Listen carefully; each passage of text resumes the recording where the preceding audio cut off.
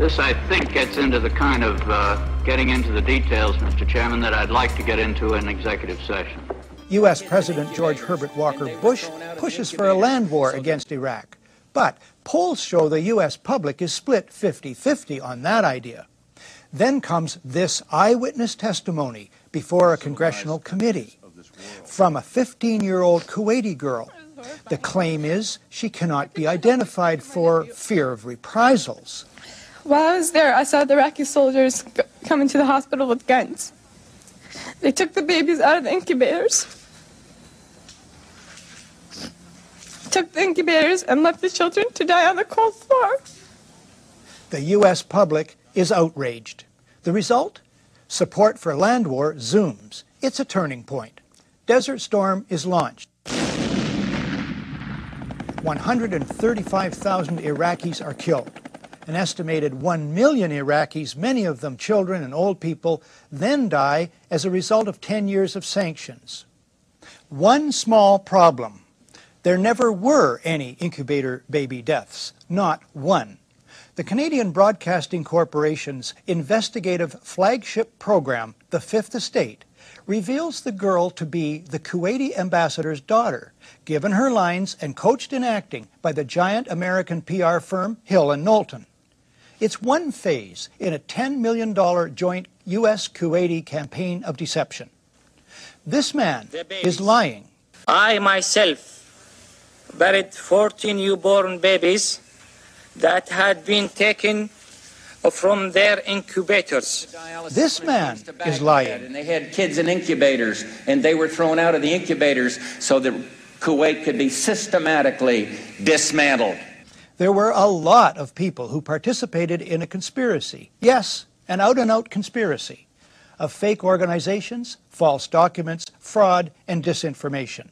Do you have any people being paid by the CIA who are contributing to the national news services, AP and UPI?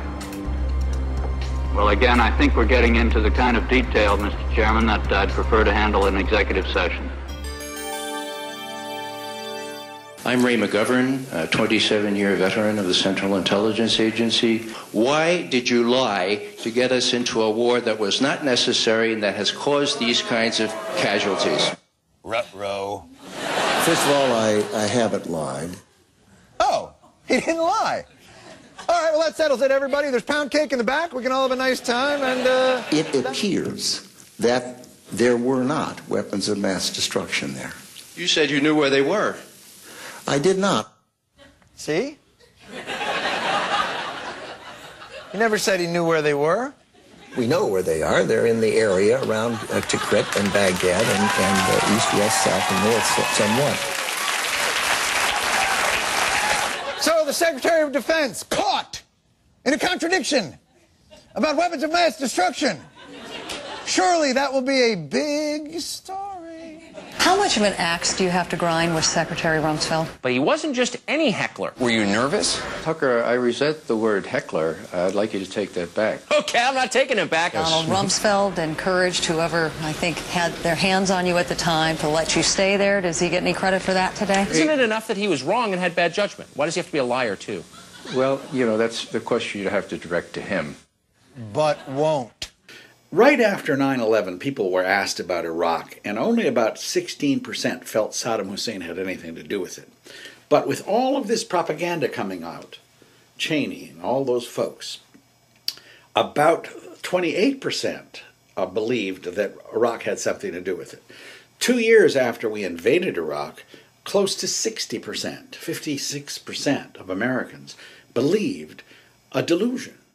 What did Iraq have to do with what? The attack on the World Trade Center. Nothing. There are 5 giant multinational corporations who control all 14,000, virtually all 14,000 radio stations in America, all 5,000 television stations, 80% of our newspapers, all of our billboards, and most of the large internet content providers. So there are 5 guys who are deciding what we hear as news and information.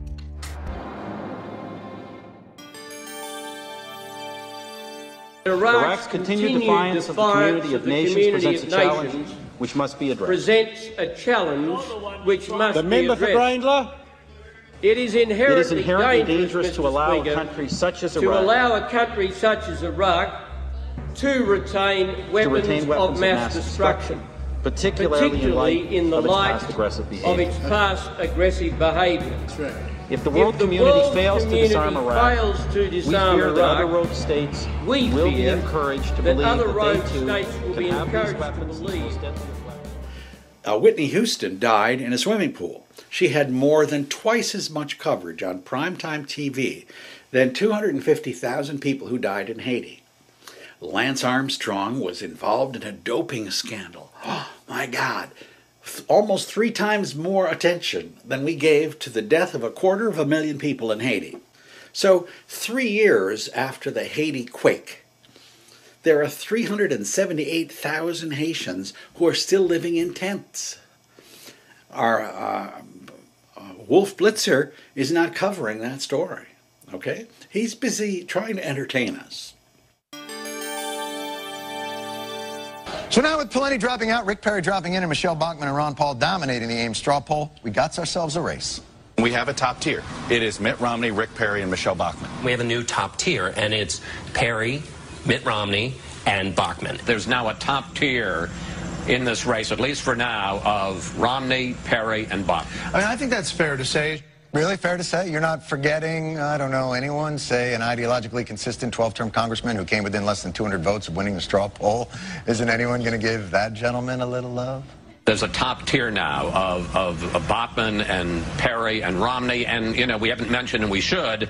Thank you. We haven't mentioned, and we should, Rick Santorum, who did really surprisingly well for the amount of money and resources he had. Rick Santorum? He didn't get half of what Ron Paul got. He lost to the guy who lost so bad he dropped out of the race. Santorum? We're looking at Mitt Romney, who continues to be the front runner, but we have Rick Perry as well, and now Michelle Bachmann. Let's not count out John Huntsman, though. What? John Huntsman? Huntsman got 69 votes. If all of John Huntsman's supporters met at the same Ames, Iowa Quiznos, the fire marshal would say, yeah, that's fine, no problem. There's still some tables open in the back. Huntsman was the only Mormon running in the straw poll, and he came in second amongst Mormons. And by the way, this pretending Ron Paul doesn't exist for some reason has been going on for weeks. A new Gallup survey showing Rick Perry running second to Mitt Romney, knocking down Iowa favorite Michelle Bachmann to 4th. Behind who? 4th behind who? How did Libertarian Ron Paul become the 13th floor in a hotel?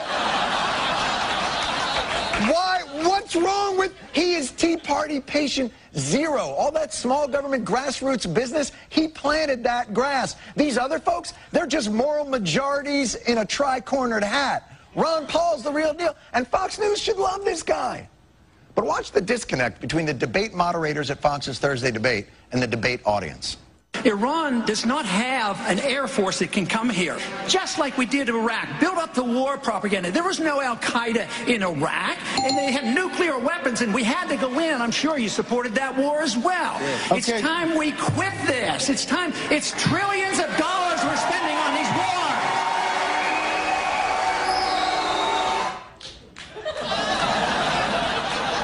What's with the smirk and the eye roll? The crowd goes nuts, and you do one of these. There goes crazy Uncle Ron, babbling about the unsustainability of multiple wars. He's the one guy in the field, agree with him or don't agree with him, who doesn't go out of his way to regurgitate talking points or change what he believes to fit the audience he's in front of, and you're treating him like if this were Celebrity Apprentice, he'd be this guy. By the way, at the Ames, Iowa straw poll, Busey beat Huntsman 77 to 69. And even when the media does remember Ron Paul. It's only to reassure themselves how there's no need to remember Ron Paul. Right now, live, right next to the bus behind us, Ron Paul is speaking, and 7 of the candidates are here today. We have live pictures of Ron Paul, but you know what? We're talking about Sarah Palin, and we're talking about Rick Perry, the 2 people not in the race yet, Drew. And guess what, Paul? If you get video of Sarah Palin or get a soundbite from her, bring that back to us. You can hold the Ron Paul stuff. Your administration continues to make the use of video news releases, which are prepackaged news stories sent to television stations, fully aware that some or many of these stations will air them without any disclaimer that they are produced by the government. Comptroller General of the United States this week said that raises ethical questions. Does it raise ethical questions about the use of government money to produce stories about the government that wind up being aired with no disclosure that they were produced by the government? There is a Justice Department opinion that says these pieces are within the law so long as they're based upon facts, not advocacy. Jane, what more can you tell us about the Salomon Brothers building and its collapse?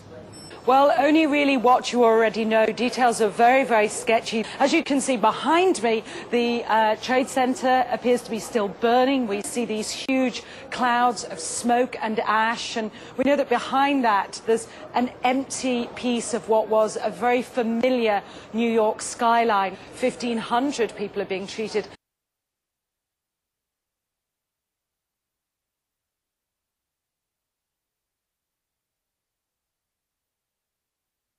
The collapse of World Trade Center 7 on 9/11 was a rare event. Our study has identified thermal expansion as a new phenomenon that can cause the collapse of a structure.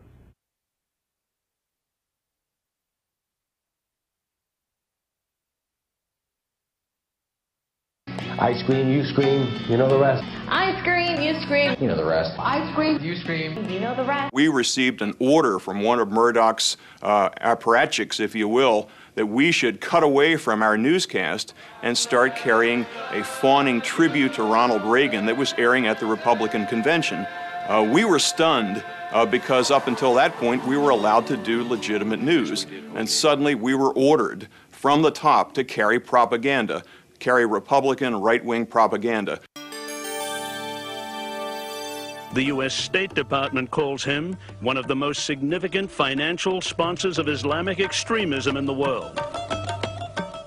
Supposedly, a CNN reporter found Osama bin Laden, took a television camera crew with him. He is a major terrorist financier. Went into Osama bin Laden's hideout. We are put in a minivan with curtained windows and drive west. As night falls, we move to a four-wheel drive vehicle that makes its way up a rough mountain path past checkpoints manned by heavily armed men. Interviewed him and his top leadership, his top lieutenants and colonels and generals in their hideout. Mr. bin Laden, you have declared a jihad against the United States. Can you tell us why? The U.S. government has committed acts that are extremely unjust, hideous and criminal through its support of the Israeli occupation of Palestine. And we believe the U.S. is directly responsible for those killed in Palestine, Lebanon and Iraq. This is a CNN reporter with a camera crew. And he came out and told everybody, within 3 weeks, Osama bin Laden is going to attack the United States and Israel. Now, don't you think that's kind of strange, folks? You see, because the largest intelligence apparatus in the world, with the biggest budget in the history of the world, has been looking for Osama bin Laden for years and years and years, and can't find him. Some doofus, jerk-off reporter with a camera crew waltzes right into his hideout and interviews him. Now, that tells us two things. Either everyone in the intelligence community and all of the intelligence agencies of the United States government are blithering idiots and incompetent fools, including the entire apparatus of the FBI and all of their personnel, or they're lying to us. They're not looking for him at all. I suspect your research has discovered the memoranda that were written by John Moody and by Roger in terms of setting the tone for the day. The message of the day is a very political device. Let's spend a good deal of time on the battle over judicial nominations, which the President will address this morning. Nominees who both sides admit are qualified are being held up because of their possible, not demonstrated, views on one issue, abortion. This should be a trademark issue for FNC today and in the days to come. There was nothing covert about the way the managing editors in New York or Washington operated. They made it perfectly clear what they expected from us. The so-called 9/11 Commission has already been meeting. This is not what did he know and when did he know it stuff. Do not turn this into Watergate. Every morning there was a detailed list of subjects to talk about, not talk about. Kerry's speech on the economy at Georgetown is likely to move onto the topic of Iraq. We should take the beginning of the Kerry speech and see if other news at the time is more compelling. It is not required to take it start to finish. They were just actually issuing edicts to the reporters to control what they could say and how they could say it. Let's refer to the U.S. Marines we see in the foreground as sharpshooters, not snipers, which carries a negative connotation. When headquarters sent a memo every morning and said, we want to touch on the following issues, we want to cover the following stories, we want to do them in this particular way, our job and our objective then was to execute the plan. The pictures from Abu Ghraib prison are disturbing. Today we have a picture, aired on Al Arabiya, of an American hostage being held with a scarf over his eyes, clearly against his will. Who's outraged on his behalf? So here's just a segment of stuff that will never appear on American television.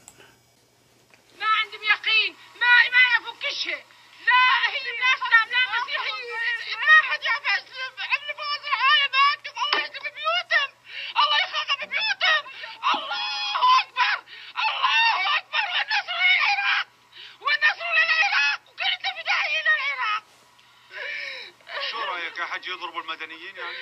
ايه مدنيين اللي كله هذا بيت عمنا كله مدنيين لك هم عسكريين كله مدنيين يضربون من الله ينتقم منهم حسبي الله ونعم الوكيل حسبي الله ونعم الوكيل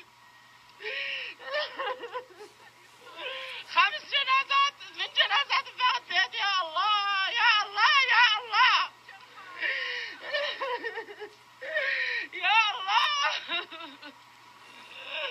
الله انتقم منهم الله خلحقنا منهم وينك الله وينك الله. So there are 100,000 stories like that simply do not get into our consciousness, and so we remain kind of immune from having to deal with the consequences of our collective behavior. The documentary that we just saw a clip of never aired. It never aired on CNN International. Why not? Well, I still haven't been given an exact reason as to why it didn't air. I went and visited with the president of CNN International, Tony Maddox, twice on behalf of my dumbfounded crew, and we were never given an answer. And so I started investigating the situation, Liz, after several employees who'd been at the network for years approached me and said, you need to look into this. There's something going on. It's very strange. They're not airing your documentary. And after some investigation, we found out that CNN International is actually making money from the Bahrain regime. They are a customer of Bahrain. Bahrain is paying CNN International to create content that shows Bahrain in a favorable light, and then air, also not only to create that content, Liz, to then air that content on CNN International. And in one of the shows, it was called I List Bahrain. It was back in 2010. It was sponsored by Bahrain. And Richard Quest was live from the country for a week talking about the Formula One race and how progressive Bahrain was and how the Crown Prince was a reformer. Well, we saw in February 2011 that under under the Crown Prince's rule, the military troops shot and killed unarmed protesters in broad daylight. And this is very dangerous because what CNN is doing, and they're not only taking money from just Bahrain, they've also produced similar content for Georgia, Kazakhstan, and other nations as well, Lebanon. And what makes this dangerous is they're not disclosing to the viewers that these sponsored programs are actually being sponsored. Or if they are disclosing it, it's in very small gray lettering at the bottom of the article. Whether it's CNN or CBS or NBC, it's all fiction. People making the junk know that. The viewers suspect it, but where are they going to turn to?